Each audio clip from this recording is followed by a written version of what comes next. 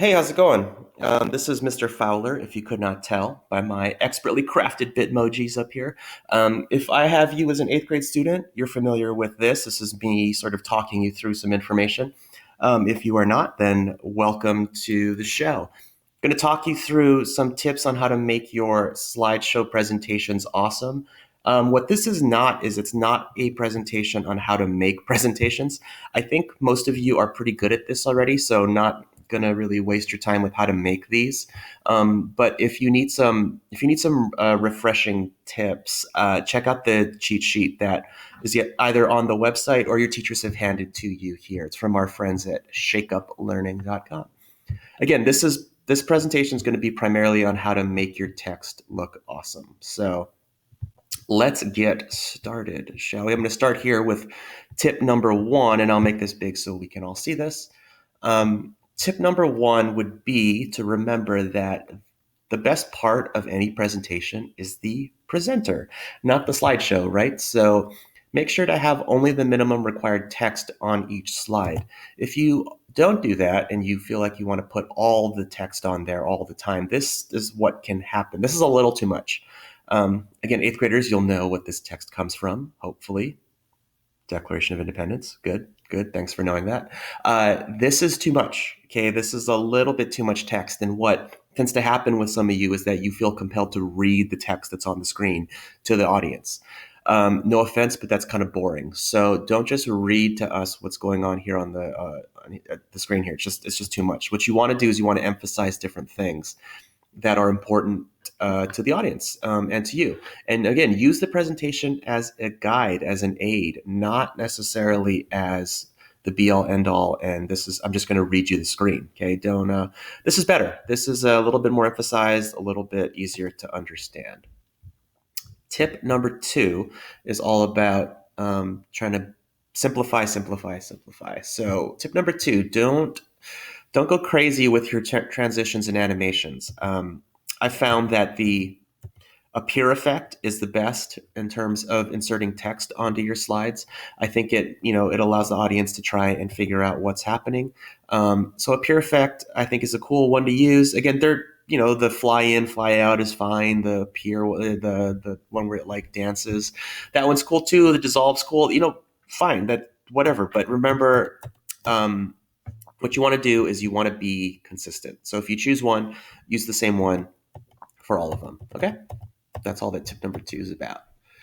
Tip number three, consistency in your choice of bullets, fonts, and colors.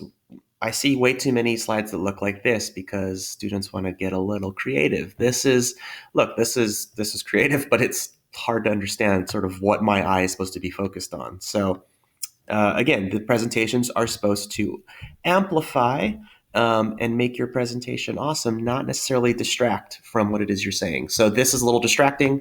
So just be consistent in terms of your choice on what it is you want. Be consistent in your bullet choice and your color choice on the slide. In terms of font sizes, I get a question like this all the time. How big should we make the font? And what kind of font? Anywhere between 30 and 40, I find works best with Google Slides and PowerPoint. This is so people in the back of the classroom can see it. This is a good size. So in terms of font style, Verdana, Sans Serif, Times New Roman, those are all fine. 12-point font, while great for your essays and your papers and stuff like that, not the best for these slideshows. Can't really see it. Little too small. Fonts and background colors. This is a good mix. This black background with white text. That's good. Makes the color or makes the text pop out. Your eyes drawn to it. That's good. This is not that good. Low contrast, unreadable. This is good. Little light blue background. Nice. Makes me feel calm and it's nice. I like this. This one not so good. You don't want to have bright colors on white. Kind of hard to read.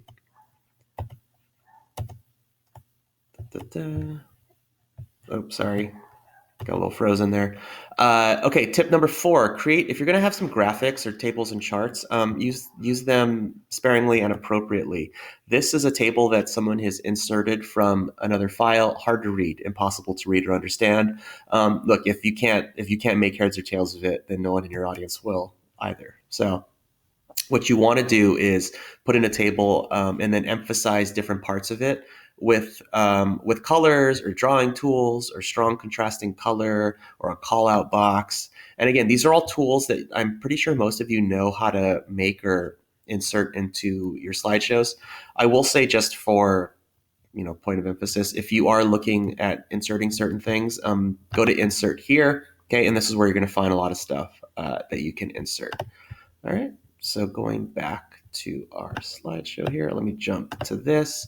So what you want to do if you are going to use graphs or tables or something like that is you want to, and you can see here, what you want to do is you want to maybe emphasize with color. You can tell right immediately that your eye is drawn to not only this bar in the bar chart, but this letter here on the table and this number here on the table because of the color. Okay, so emphasize it. If as you're talking, if you want to emphasize different parts, give it colors. Okay, give it colors. You could even say, this is very important. Okay, nothing wrong with that. Tip number 5 is kind of a recall of tip number 1, but remember that white space is our friend. Okay, not, you're the star of the show. Again, not the presentation. Okay? This is what can happen if there's no white space. It's a little bit too much, going on here. So be careful. Okay. If you do want to wash out the picture in the back, because some people have asked me, look, how do you make a picture like that in the back? This is a good way to do it. You can also make the picture transparent. A lot of you know how to do that. Remember, said this already, but you are the show, not the PowerPoint slideshow. So if you're going to put some graphics, please do so sparingly and throughout. You can tell I put in some pictures. I started off with a picture. Nothing's more boring than having all text.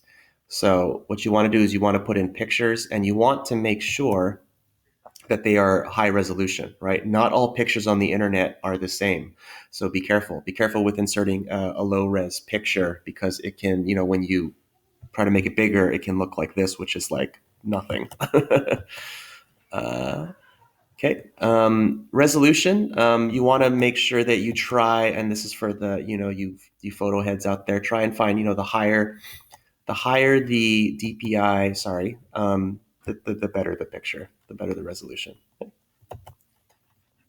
Okay. The purpose of using visual aids is to enhance your presentation, not upstage it, says this gentleman from powerpointers.com. I mean, what a great website. What a great world we live in, where a website like powerpointers.com can exist. Yay.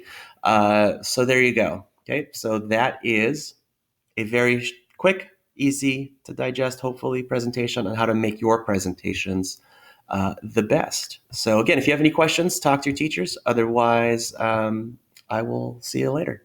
Have a good one. Thanks.